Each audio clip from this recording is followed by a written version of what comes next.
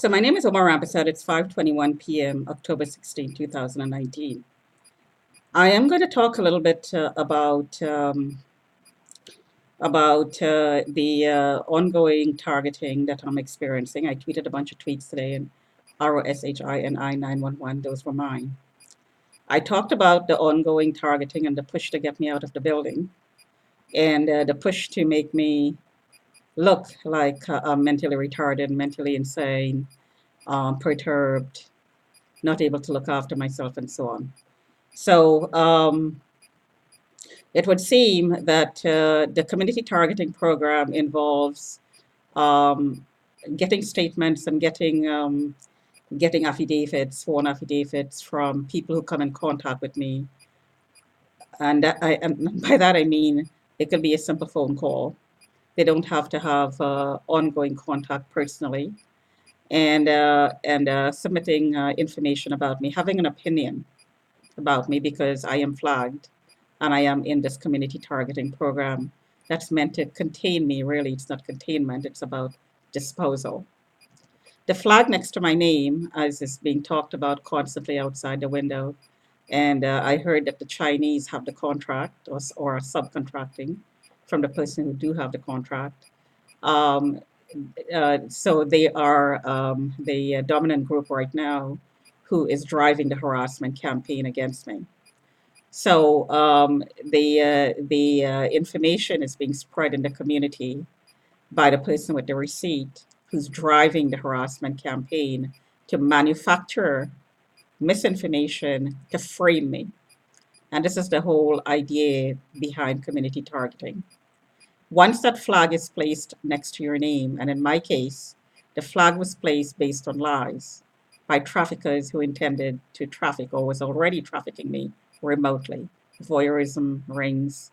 I heard in the gym a long time ago, um, uh, young Chinese men and Indian men as well, Sri Lankan background, Indian background, um, talking about voyeurism rings, talking about very, very loudly, voyeurism rings, masturbation rings, that is here in Scarborough. And they were talking about women who were hooked up without their knowledge and sold in Scarborough. So this is all part of, in my case, what the targeting is meant to cover, number one, and to drive. So the targeting program gives or manufacturers the misinformation needed to, number one, paint me as a prostitute and a sex slave, which I'm not, and number two, to provide cover. So while the trafficking is going on, the cover is being manufactured to cover the trafficking.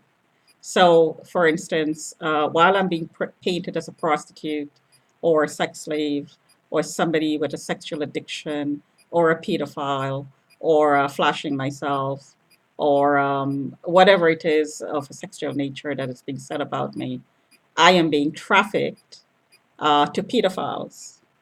I am being trafficked for people who like to masturbate with people online, look at people in their homes and masturbate. I am sold to voyeurs. So I am being painted for exactly what I'm being sold for in order to cover up the trafficking. Now, in my case, there's absolutely no doubt that I am being trafficked. I mean, Muslim men are joining me. I'm being harassed about this relentlessly. A Sri Lankan Muslim man espoused me. I've been harassed about this relentlessly. I heard he was a steward of my estate and myself. He could do anything to me with impunity. I heard he court registered me. I heard he was intending to marry me. Um, um, well, I guess espousement is marriage. So he did that, but he intended to, at some point, make it real, not a criminal act, but convert the criminal act into reality. Now, Muslims are known to have wives and sex slaves that they sell and pass around. So, if there are court documents that are backing this claim up and this harassment that is going on based on what this man supposedly did, then there is absolutely no doubt that I'm being trafficked, because obviously there's not been any disclosure. So it is criminal activity, and I did not consent. So it's obviously criminal activity. And I am asking the questions. I am asking for disclosure. I even took this person to court. So if this is true, while I was taking him to court, then this is criminal activity because it would have been disclosed in the courtroom. There's been no disclosure. So no disclosure equals criminal activity, fraud. So the ongoing nature of this is um, I am being passed around to people who had the contract to surveil me, which is, as I said, a cover for trafficking, and who's accessing me remotely based on the traffickers outside the window who's running the program under this flag. So the way the program is run is the person that they're selling to accesses, excuse me, my mouth is getting really dry here, is accessing the target, me, remotely, and then, excuse me, they are telling the traffickers that they bought from and the people who work with the traffickers what they want, what they prefer, what they want to see, what they like to do. And this is what's being said outside the window.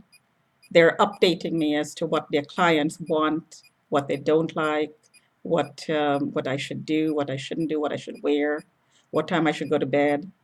And the remote technologies that I demonstrated with this spectrum analyzer is one of the piece of equipment that I'm using. These signals that demonstrating that remote technologies are being used, like microwaves and lasers, tasers, and so on, active denial systems. These equipments, pieces of equipment, are being used to train. So the remote pulsing that I tweet about, the remote torture that I tweet about, the heart palpitations as a result of being pulsed, and all the health issues that comes about as a result of being pulsed. These uh, these uh, these torture programs, remote torture programs, go hand in hand with the updating. Because if the person outside the window says, we're going to F you in the eyes, then the pulses around the eyes are going to increase. The eyes are suddenly going to start hurting. It's going to start tearing up. It's going to get red and swollen. This goes on during the night as well as you sleep because the equipment is around the area. I suspect that the equipment is, some of the equipment is in the loading dock area or directly under the unit. So these things go hand in hand. Now, let me address one specific thing that I'm hearing outside the window. That I had a knife, and this was said quite a few times before, that I had a knife in my hand and I'm walking back and forth with it. I heard in a workplace, and I heard somewhere in the building as well, in the corridor, reported by one of the residents. Totally untrue. Absolutely not true. In the workplace, in one certain workplace, that I heard a name called outside the window, a woman's name.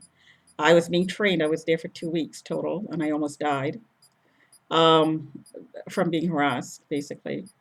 Um, a woman was training me, and she would bring her breakfast to my desk, and she would leave tea overnight in her mug on my desk. She would leave toast.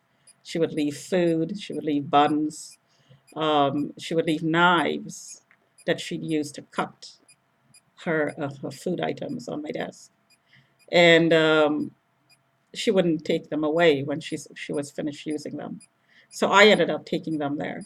I would take coffee cups full of coffee, stale coffee. I would take fruit stems and and bread and pizza and whatever it is she left on my desk, I would take them back to the kitchen.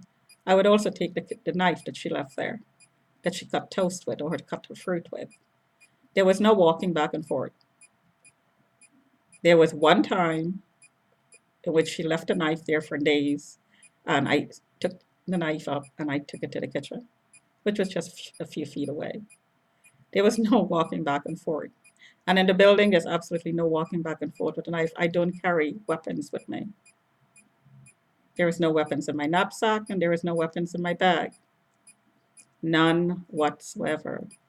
So whoever, if anybody in the building who's reporting this, they are lying. They are lying. I heard I was walking in the lobby with my pajamas. Not true. I heard I was coming out of the unit in my nightie. This is not true. I do not do that. Now, if somebody knocked on the door at 1 o'clock in the morning and it's an emergency and I open the door, if the security guard, for instance, knocked on my door, and of course I'd be in my night clothes. I do not go in the corridor with my night clothes or anywhere else outside my unit. This is not true. Absolutely not true.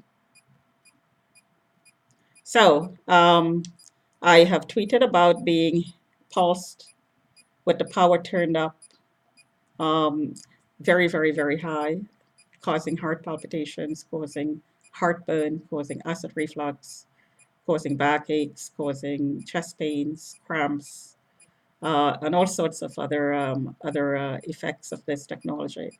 I tweeted about that. This is not in my imagination. There are marks on my body where I get hit. There are burn marks on my body. My temperature go up and down when I get pulsed very, very, very quickly. So, and I've posted videos of this. This is not paranoia and this is not being delusional. This is based on facts. So, and there is no emergency here.